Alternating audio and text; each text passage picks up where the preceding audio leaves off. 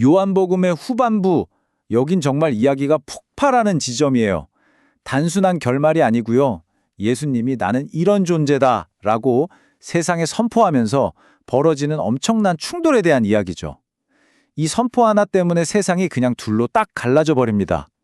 자, 지금부터 그 엄청난 드라마, 그 대립의 구조를 한번 제대로 파헤쳐 보겠습니다. 아니 근데 이 복잡한 이야기를 어떻게 따라가냐고요? 비밀은 바로 숫자 7에 있습니다. 요한은 정말 치밀하게 예수님의 7가지 자기 선언, 나는 뭐뭐이다 라는 이 선언을 이야기의 뼈대로 삼았거든요. 자, 이 선언들이 어떻게 모든 사건을 이끌어가는지 우리 한번 같이 따라가 보죠. 네, 바로 이 7가지 나는 이다 선언들입니다. 생명의 떡부터 참포도나무까지. 와, 이건 그냥 말만 하는 게 아니에요. 뭐랄까, 예수님이 자신의 신적인 정체성을 세상에다 그냥 쾅 하고 던지는 일종의 도전장 같은 거죠.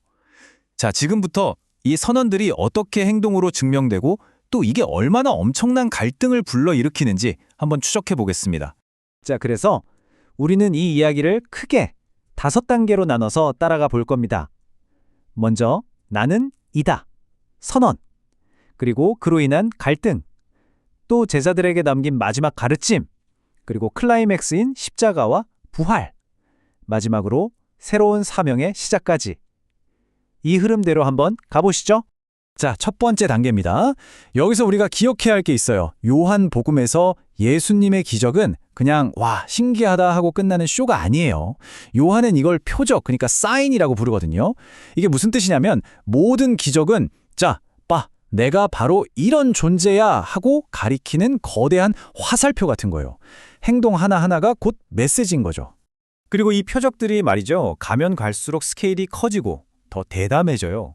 결국 예수님의 사역을 완전히 절정으로 몰고 가죠. 지금부터 보여드릴 2가지 기적은요. 정말 너무 충격적이라서 이걸 보고 나면 더 이상 나는 잘 모르겠는데? 하고 중립에 서 있을 수가 없게 돼요. 그야말로 모든 걸 결정짓는 분기점이 되는 거죠. 자, 그 시작은 태어날 때부터 단 한 번도 빛을 본 적 없는 사람, 평생을 어둠 속에서 산 사람을 고치는 사건입니다. 생각해보세요. 이건 그냥 아픈 곳을 낫게 하는 그런 차원의 치유가 아니에요. 아예 없던 걸 만들어내는 거의 창조 행위에 가까운 거죠. 존재하지 않던 빛을 그 사람의 눈에 만들어 넣는 그야말로 신적인 권능을 보여주는 장면입니다. 그리고 이 엄청난 행동은 곧바로 이 선언으로 이어집니다. 나는 세상의 빛이다. 보세요. 이게 그냥 멋있는 비유나 상징이 아니라는 거예요. 방금 내 눈앞에서 어두움을 빛으로 바꾼 현실, 그게 바로 나다! 라고 증명해 보이시는 거죠. 자, 그리고 마침내 인간의 모든 희망과 가능성이 완전히 끝장나는 지점, 바로 죽음 앞에서 가장 충격적인 사건이 터집니다. 죽은 지 나흘이나 돼서 이미 썩어가던 나사로. 이건 누가 봐도 돌이킬 수 없는 완전한 죽음의 현실이잖아요. 바로 그 죽음을 향해서 예수님이 명령을 내리십니다. 이 기적 앞에서는요. 더 이상 어떤 논쟁도 의미가 없어요. 나는 부활이요 생명이다. 이 선언은 이제 그냥 그럴 수도 있겠다 하는 추상적인 주장이 아니에요. 썩어가던 몸으로 무덤에서 직접 걸어 나온 나사로, 그 자체가 움직이는 증거가 된 거죠. 그야말로 현실이 된 겁니다. 나사로의 부활. 이 사건 하나가 정말 모든 판을 뒤집어 버립니다. 더 이상 어중간하게 하고 지켜보는 건 불가능해졌어요. 한쪽에서는 이 엄청난 사건을 보고 이분은 진짜다 하는 돌이킬 수 없는 믿음을 갖게 되죠. 하지만 다른 한쪽, 바로 권력자들은요. 저 사람을 그냥 뒀다가는 우리 전부 끝장이다 라고 판단하고 그를 죽이기로 결심합니다. 정말 아이러니하죠. 생명을 살리는 가장 위대한 기적이 역설적으로 죽음의 계획을 촉발시킨 겁니다. 자, 이렇게 공개적인 충돌이 완전히 정점에 이르렀을 때 예수님은 이제 자신의 마지막이 가까워졌다는 걸 아십니다. 그리고는 시선을 딱 돌리세요.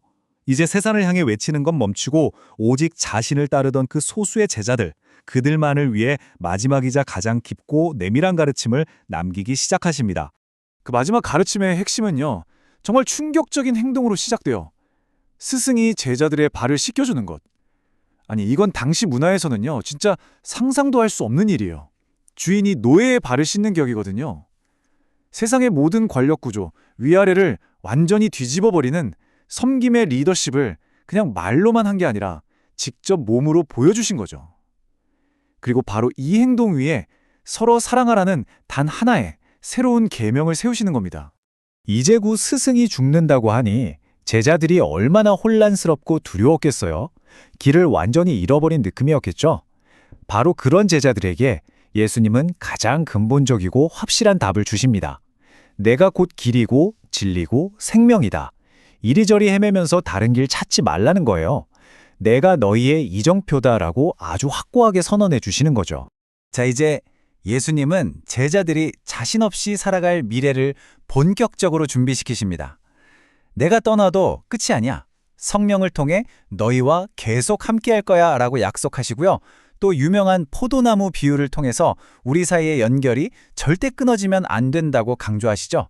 물론 앞으로 닥칠 고난과 핍박에 대해서도 솔직하게 경고하십니다. 하지만 이 모든 가르침은 그들을 위한 정말 간절한 기도로 마무리돼요. 네 번째 단계입니다. 마침내 지도자들의 그 죽음의 계획과 예수님의 사명이 하나의 지점에서 정면으로 충돌합니다. 바로 십자가입니다. 이 이야기 전체가 숨죽여 기다려온 바로 그 순간이죠. 마지막 날들의 사건들은 정말 숨가쁘게 전개됩니다. 체포되시고 밤새 신문을 받으시고 결국 십자가에 못 박혀 돌아가시죠. 모든 게 끝난 것처럼 보였습니다. 하지만 사흘 뒤 그를 가뒀던 무덤은 텅 비어 있었고 예수님은 죽음 그 자체를 이기고 다시 살아나십니다. 부활의 첫 번째 증인은 막달라 마리아였어요. 그리고 곧바로 문을 꼭 걸어 잠그고 공포에 벌벌 떨고 있던 제자들 앞에 예수님이 나타나십니다. 처음엔 유령인 줄 알고 기겁했던 제자들, 그들의 완전한 절망은 눈앞에 부활한 스승을 확인하는 바로 그 순간 도저히 믿을 수 없는 기쁨으로 바뀝니다. 그런데 여기서 요한은 바로 우리 모두를 위한 질문을 던져요. 그래, 본 사람들은 믿겠지. 근데 보지 않고 어떻게 믿을 수 있는가? 바로 이 질문을 그 자리에 없었던 제자 도마가 대표하는 겁니다. 그는 동료들이 아무리 말해도 믿지 않죠. 내가 직접 그 상처를 내 눈으로 보고 내 손으로 만져보기 전에는 절대로 못 믿겠다고 선언합니다. 그러자 부활하신 예수님은 다시 나타나셔서 바로 그 도마에게 그의 상처를 직접 만져보라고 하십니다. 그 순간 도마의 모든 의심은 완전히 무너져 내리죠. 그리고 그는 요한복음 전체에서 가장 위대하고 강력한 신앙 고백을 터뜨립니다. 나의 주님이시오, 나의 하나님이십니다. 가장 끈질겼던 의심의 이야기가 결국 가장 강력한 믿음의 선언으로 마무리되는 순간입니다. 바로 이 지점에서 요한은 자신이 왜 이 책을 썼는지 그 목적을 아주 명확하게 밝힙니다.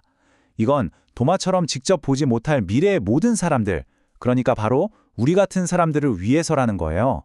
이 기록을 통해서 예수가 바로 그 하나님의 아들, 그리스도이심을 믿게 하고 또 그 믿음을 통해 영원한 생명을 얻게 하는 것, 이게 바로 요한복음의 핵심 목표인 거죠. 자, 이제 드디어 마지막 5번째 단계입니다.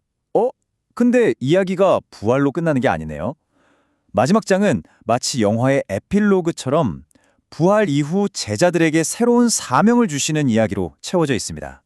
예수님은 제자들을 맨 처음 만났던 바로 그곳, 갈릴리 바다로 돌아가 다시 나타나세요. 스승이 죽고 모든 게 끝났다고 생각해서 좌절감에 빠져있던 제자들에게 그물이 찢어질 정도로 엄청난 고기를 잡게 하는 기적을 보여주시죠. 이건 단순히 나 살아있다를 보여주는 걸 넘어서는 거예요. 너희의 사명은 끝나지 않았다. 이제 다시 시작이다. 라는 걸 암시하는 아주 상징적인 장면입니다. 그리고 예수님은 자신을 3번이나 모른다고 저주까지 했던 베드로에게 다가가십니다. 그리고 3번에 걸쳐 똑같이 물으시죠. 네가 나를 사랑하느냐? 이건 실패의 상처를 들추는 게 아니라 오히려 그 실패를 회복의 기회로 바꿔주시는 거예요. 그리고 사랑을 고백할 때마다 내 양을 먹이라는 새로운 사명을 주십니다. 생각해보세요. 가장 크게 실패하고 넘어졌던 바로 그 제자에게 공동체의 미래를 맡기시는 겁니다. 정말 놀라운 용서와 신뢰의 장면이죠. 결국 요한은 믿음을 불러일으키기 위해 이 모든 이야기를 기록했습니다. 의심을 넘어선 도마의 고백, 실패를 딛고 일어선 베드로의 사명, 이 모든 건 결국 믿음이라는 게 그냥 머릿속 생각으로 끝나는 게 아니라 구체적인 행동으로 이어져야 한다는 걸 보여주는 거죠. 그렇다면 질문은 이겁니다. 2000년이 지난 오늘, 이 이야기는 지금을 살아가는 우리에게 대체 어떤 행동을 요구하고 있을까요? 그 질문에 대한 답을 찾는 것, 그건 이제 우리 각자의 몫으로 남겨진 것 같습니다.